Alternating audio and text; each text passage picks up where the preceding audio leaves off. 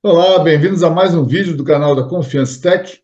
Eu sou Aloysio Lemos, analista certificado, CNPI, Certificado Nacional do Profissional de Investimentos, e nesse vídeo eu quero falar um pouco sobre o valor da empresa. Quanto vale uma empresa na bolsa, por exemplo? Quanto vale um ativo? Nós já temos vídeos aqui no canal sobre técnicas de avaliação, entrevista com o professor Luiz Guilherme Abuin, por sinal, vídeo imperdível para quem gosta do assunto, quem quer se aprofundar no assunto. Vou deixar um card aqui, inclusive, e também na descrição do vídeo. Porém, eu vou discorrer um pouco sobre a questão relativa. Por que uma empresa vale X e não vale Y? Por que para mim vale X e para o outro vale Y? Por que o bem que eu tenho eu acho que vale tanto, mas o mercado não paga aquele mesmo tanto? E aí, quem está certo, quem está errado? Vamos discutir um pouco sobre isso logo depois da vinheta.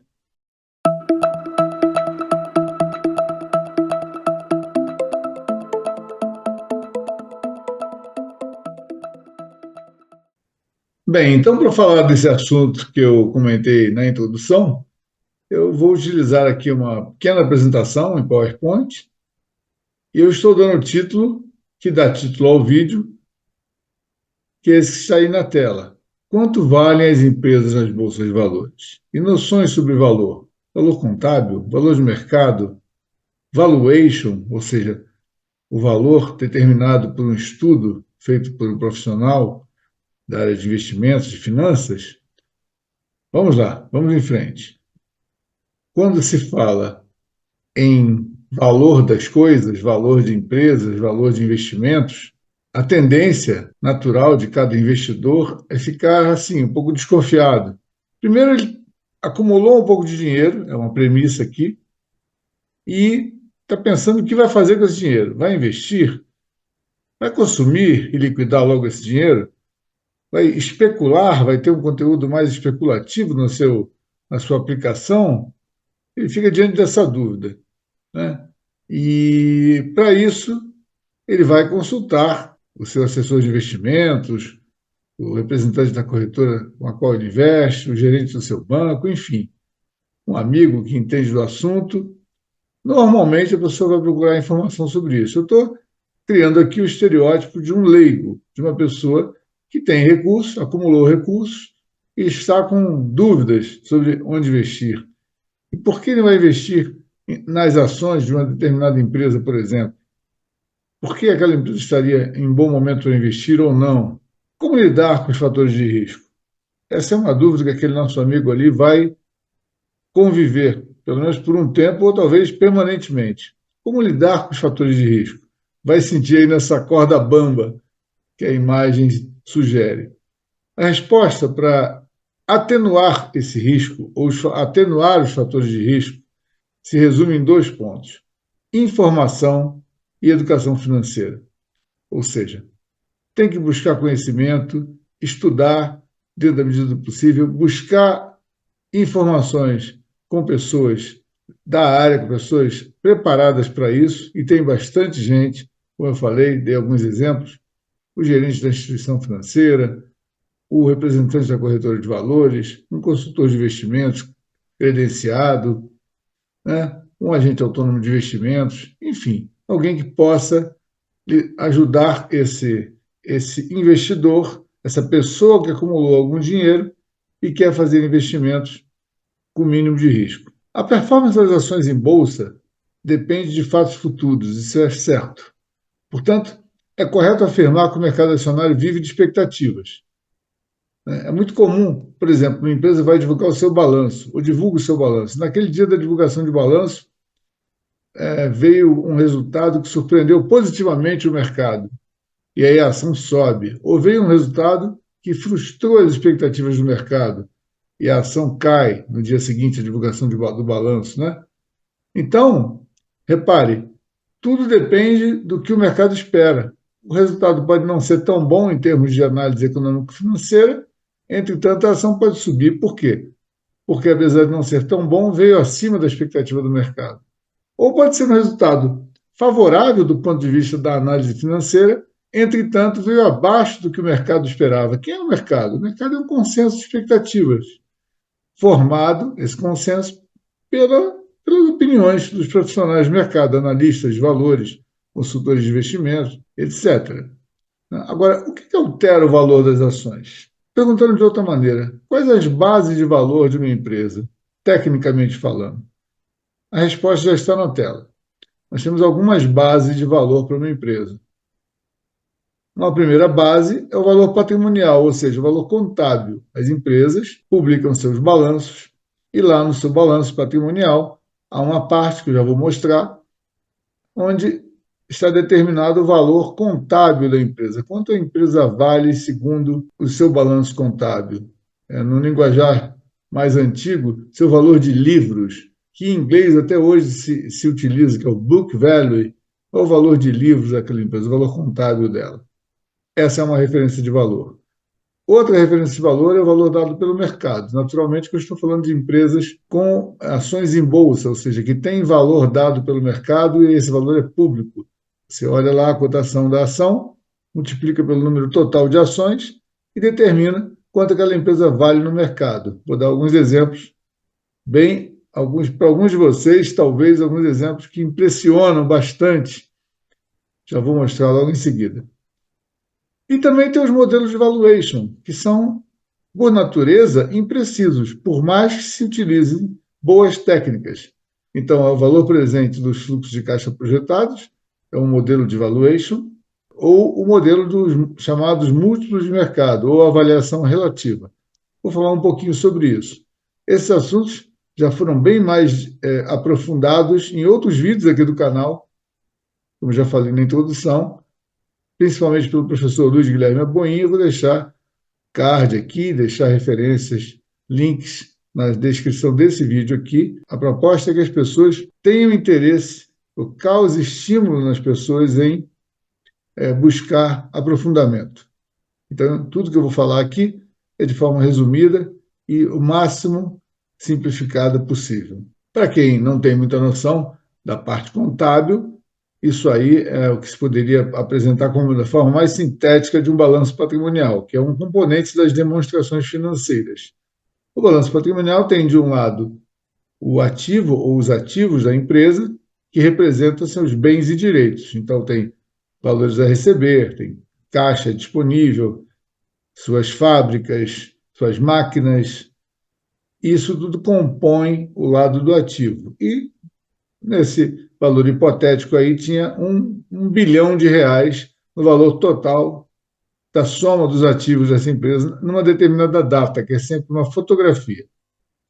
Do lado direito de quem olha, do lado do passivo, você tem as dívidas, ou seja, a empresa se financia, seja com recursos de terceiros, seja com recursos próprios. Na parte de recursos de terceiros é que está o passivo.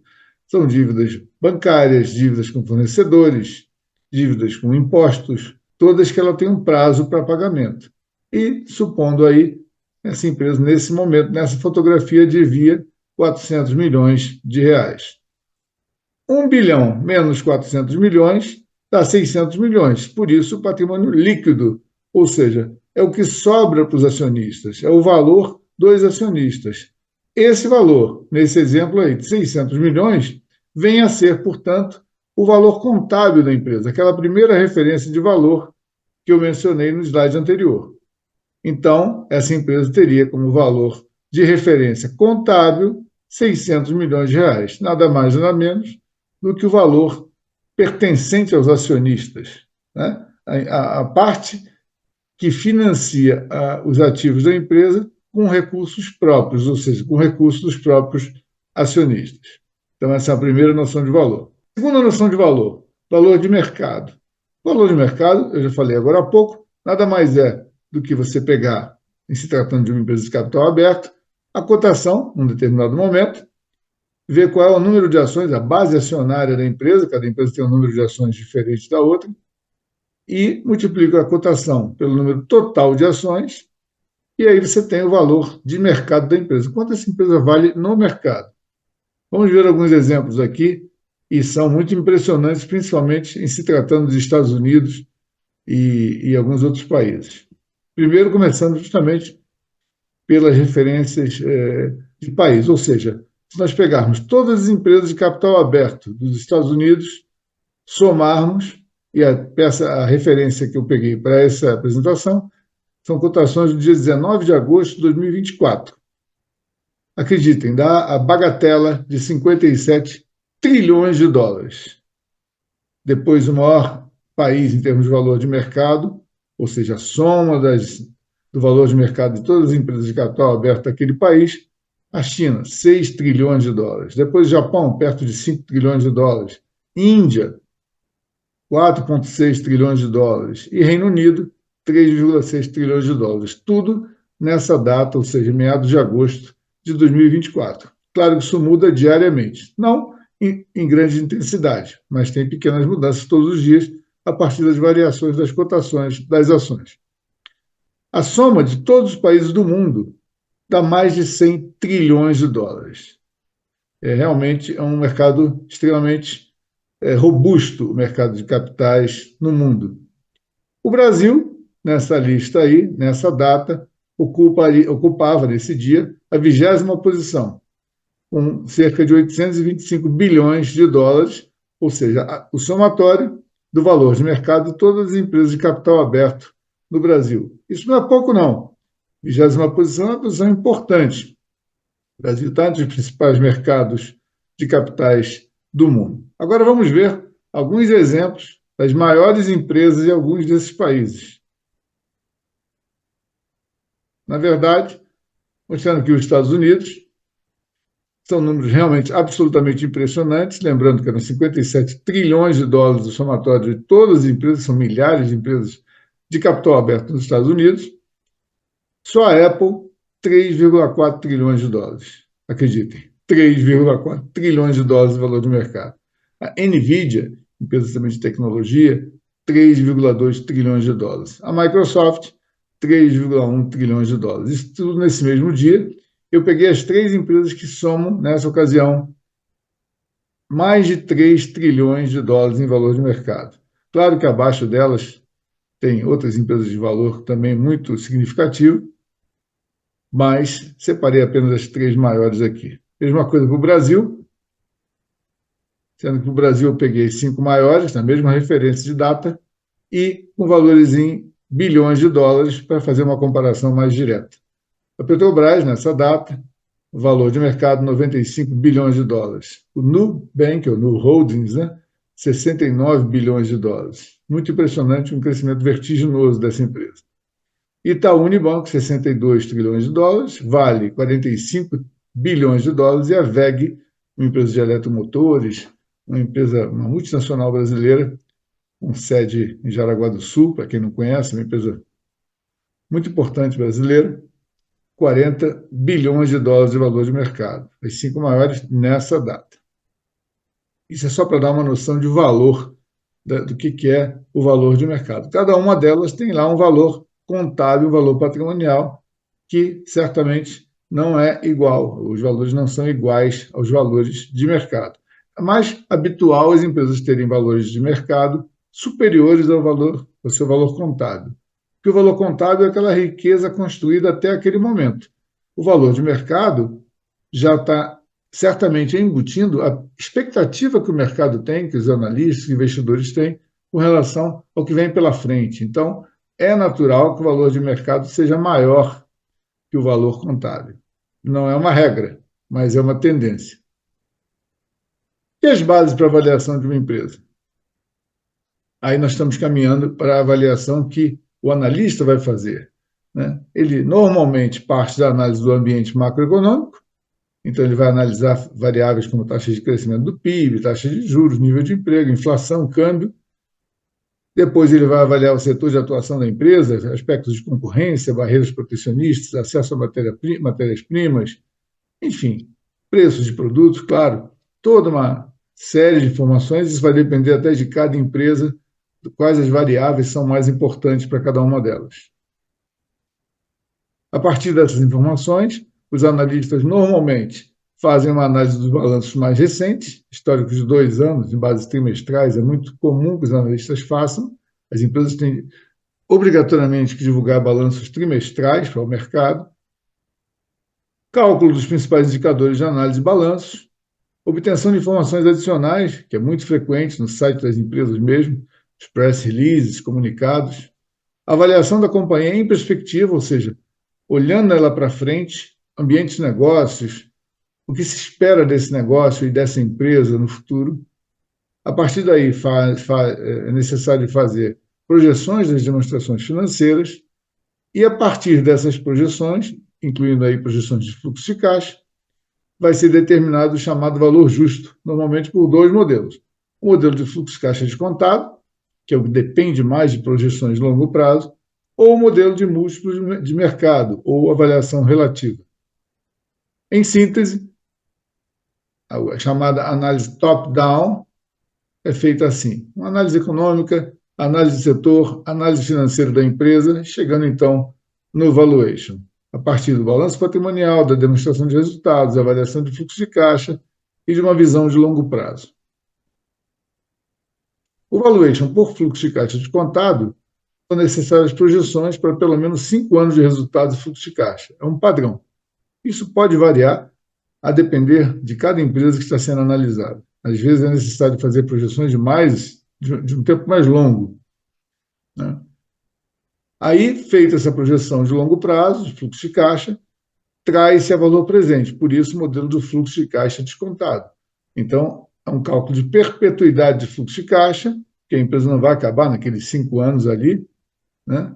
Salvo exceções, e aí desconta-se esses fluxos projetados utilizando uma taxa de desconto adequada. Normalmente se utiliza o chamado WACC, em português seria custo médio ponderado de capital, que deriva do modelo CAPM, Modelo Geral de Precificação de Ativos, o Capital Asset Pricing Model, e traz-se os fluxos a valor presente.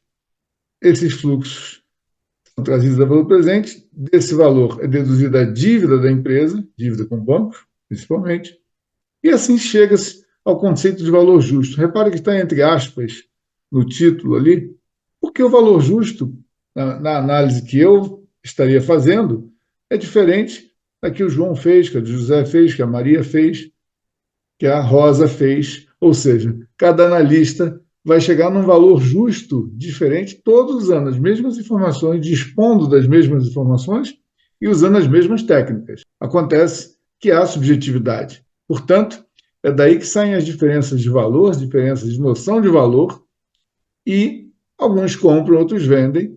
O mercado se faz justamente a partir da assimetria entre as opiniões. Se todos tivessem a mesma opinião sobre cada empresa, não teria nem mercado, porque todos iam comprar e vender pelo mesmo preço. Isso não é natural. O natural é que haja divergência, e o mercado se dá pela divergência, porque uns acham que vale mais, outros acham que vale menos, e isso converge para o chamado valor de mercado. O valor de mercado nada mais é do que um consenso entre o chamado valor justo de cada analista, de cada um dos analistas, de cada profissional de investimento que fez a avaliação sobre aquela empresa, e, claro, e também dependendo das condições de mercado em cada momento, que isso interfere no mercado como um todo, né? Então, tem uma questão sistêmica e uma questão não sistêmica, ou seja, a questão que envolve a empresa que o analista está avaliando. Isso seria, muito em síntese, o valuation pelo modelo de fluxo de caixa descontado. Para terminar essa apresentação aqui, dar uma pincelada também sobre o modelo de valuation por múltiplos de mercado, ou modelo de avaliação relativa.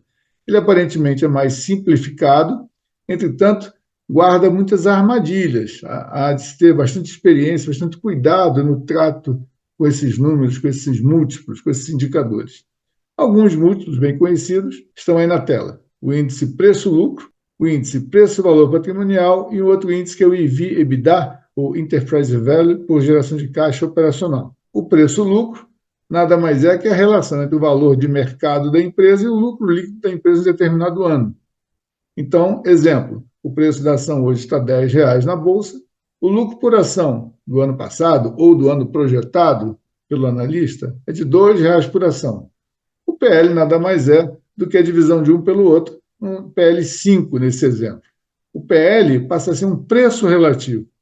Então, você vai comparar o PL dessa empresa A com a empresa B, que é do mesmo setor, e concluir se uma está mais barata ou mais cara do que a outra. Como eu disse, tem vários fatores, vários, eu chamei de armadilhas, a serem considerados aí, que não é tão simples como possa parecer. Há de se ter um discernimento muito grande para fazer uma correta avaliação e sempre vai ter um caráter subjetivo também. Nós admitimos pagar, repare entre aspas, pagar PL, ou seja, o PL passa a ser um preço relativo, por isso o modelo de avaliação relativa. Um PL mais alto para empresas e setores com perspectiva de crescimento maior ou um fator de risco menor. Isso também envolve subjetividade. Daí, o mercado se faz por questões relativas entre opinião de um analista, de outro analista, de um investidor, de outro investidor. O preço VPA é a relação entre o valor de mercado, aquele valor de mercado, e aquele valor contábil que nós falamos. A empresa hoje tem um preço por ação, a cotação em bolsa de R$ 75, nesse exemplo, e um patrimônio líquido, aquele valor patrimonial lá, o patrimônio líquido por ação, de R$ 50. Logo, a relação preço-valor patrimonial é de 1,5, ou a empresa está sendo cotada no mercado por 150% do seu valor patrimonial, ou 50% acima do seu valor patrimonial, como o queiram. Mostra a relação existente entre o valor que o mercado está pagando pela empresa e quanto ela vale de acordo com o seu balanço contábil. E para fechar, temos também o EV/EBITDA, que é um múltiplo, digamos que mais sofisticado, e que tem como foco a geração de caixa. Esse EV, o Enterprise Value, é o valor da empresa, ou seja, ele normalmente é calculado a partir do valor de mercado da empresa somando a sua dívida líquida. Ou seja, dívida líquida é a dívida bancária da empresa menos o caixa que ela dispõe. De novo, isso aqui é apenas um aperitivo. Vocês podem recorrer a outros vídeos, cursos com o professor Aboinho e outras fontes, para aprofundar nesse assunto.